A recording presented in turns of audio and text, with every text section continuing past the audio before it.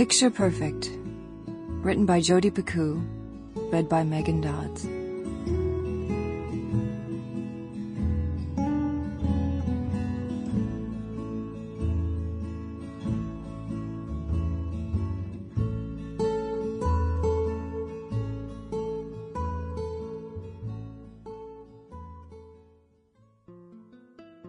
There is an old Algonquin Indian legend that tells us long ago, on the shores of the Atlantic, there lived a great Indian warrior called Strong Wind.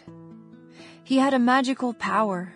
He could make himself invisible, which enabled him to walk around in the camps of his enemies and steal their secrets. His skill as a fighter carried his reputation far, and many maidens wanted to marry him. But Strong Wind would have none of their silly, simpering smiles, their false boasts of being the perfect match. He said that he would marry the first maiden who could see him coming home at night. It was a test he'd conceived to reveal a maiden's truthfulness.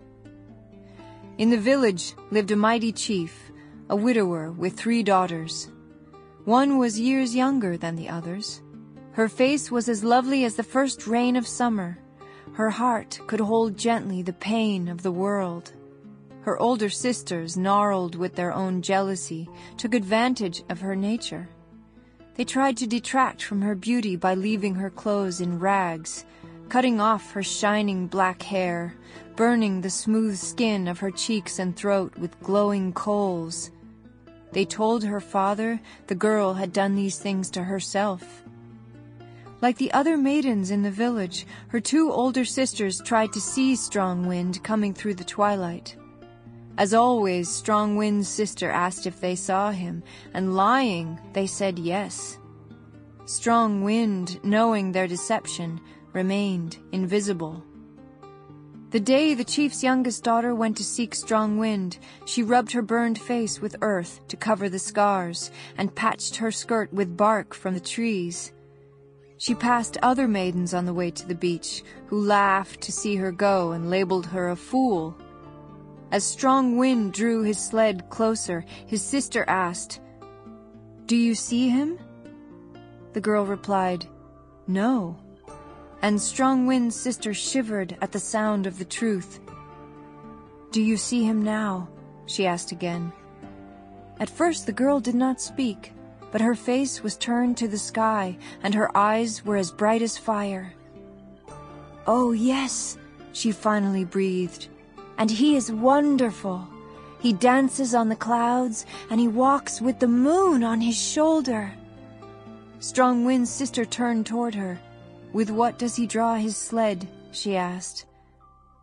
"With the rainbow, and his arrows are tipped with the brightest of stars." Strong Wind's sister took the girl home and bathed her, running her palms over the pitted skin until all the scars disappeared from her body. She gave her her own rich clothes to wear and showed her into Strong Wind's tent.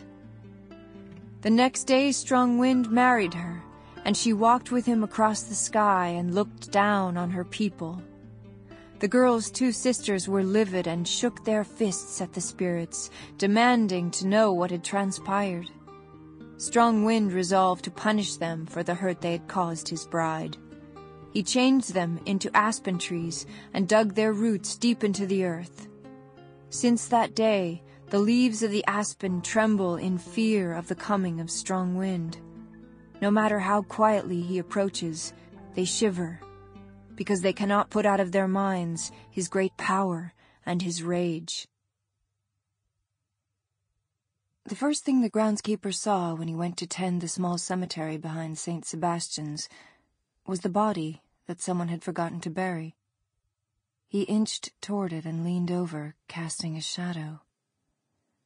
Somewhere overhead a gull screamed, and as the woman's eyes flew open, the groundskeeper turned and ran through the iron gate into the dizzying streets of Los Angeles. Sitting up, the woman touched the gravestone and squinted as the letters dipped and blurred before her eyes. She ran to the door of the rectory and banged, but it was locked. She moved to the gate, planning to go to the closest police. Sample complete. Ready to continue?